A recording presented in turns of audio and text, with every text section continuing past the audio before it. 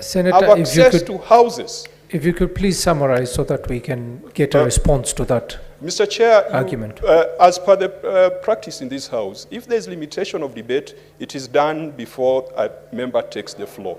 And in the committee of the whole, Mr. Chair, we have agreed that when you propose a question, any member has a right to comment on that proposal. Senator, and therefore, Mr. Chair, if you would allow me, just my normal 15 minutes, if there is need for limitation of debate, that motion can be passed or that motion can be made after I've finished my submission. Those are the rules of this House. Those are not the rules of government. Those are the rules of this House. And when you're discussing a matter so important to Kenyans, we cannot be casual about application of the law, and the chair cannot be directed to commit illegalities and unconstitutional behavior. Senator when Kajwang, I took the floor, I was entitled to 15 minutes to discuss the proposal. If any member wants to limit debate, you can only do it after I've sat down. Those are the rules of the House, and they are in this blue Senator document. Kajwang. They are not in any political party document. Mr. Chair, Senator if you allow Kajwang. me, in 15 minutes, I will be done with my comments on the new clause 42B. And I will yield Senator the floor Kajwang, we to are in other the members committee to make of their the whole. comments. Senator Kajwang, we're in the committee of the whole. Mr. Chairman, When committee you're making of the whole, when you propose the question, all of us have a right to comment on that question. And that is why we were requesting that you go a little bit slow between proposing the question and putting the question. Mr. Chair, those are the rules of this House. Those are the rules of debate. What is your point of order, Senator And if Cheruiyot? Senator Cheruiyot feels outwitted, then it is what it is. These are the rules of the House.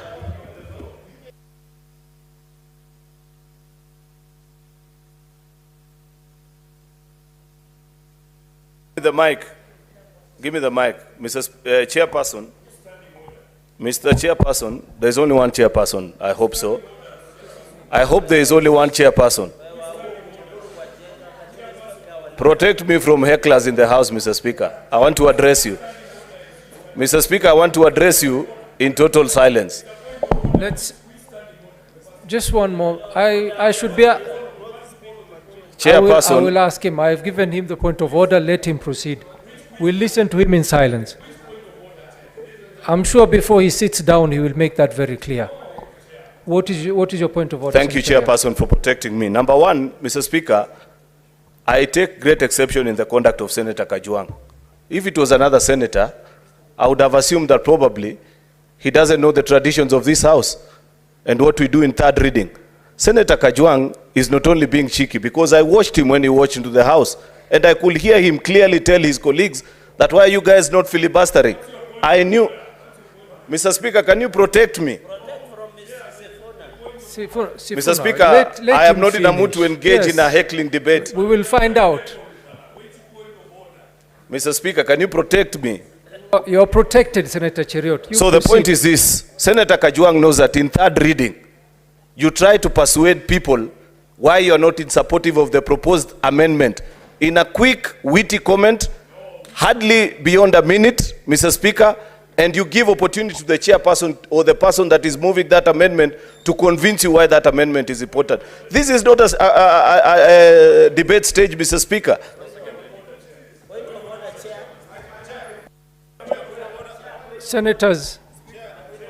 Senators, let us... just one moment before, can we conclude on Senator Kajwang's issue? What's your point of order, Senator Sifuna?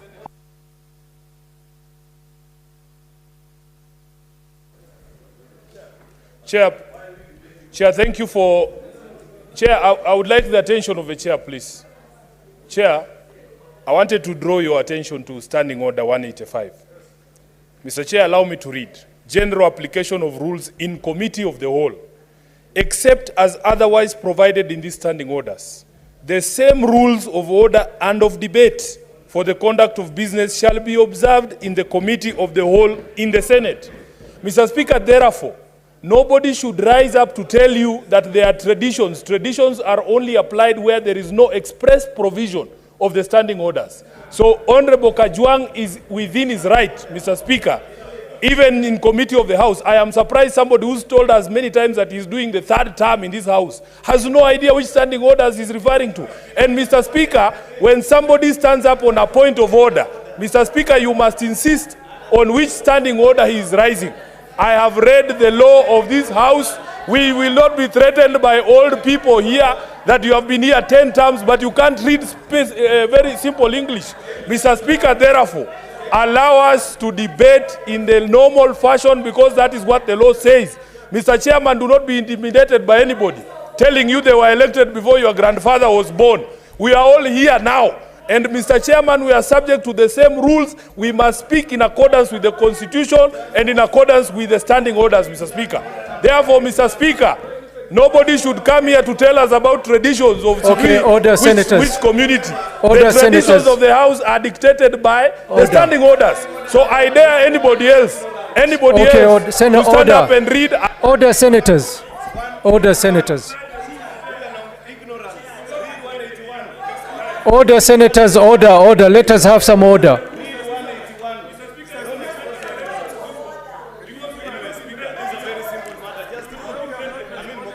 Order, senators. No, order, senators. Order, sit down. Okay, sit down, Sifuna. Sit down, Senator Abbas. No more, Senator. No more point of orders. No, senators. I cannot allow because it is going out of hand. Not on this same matter. Is it on the same matter? Okay, Senator Mogeni, go ahead.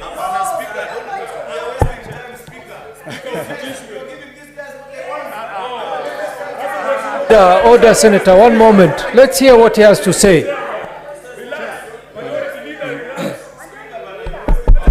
You know, Mr. Speaker, Mr. Speaker,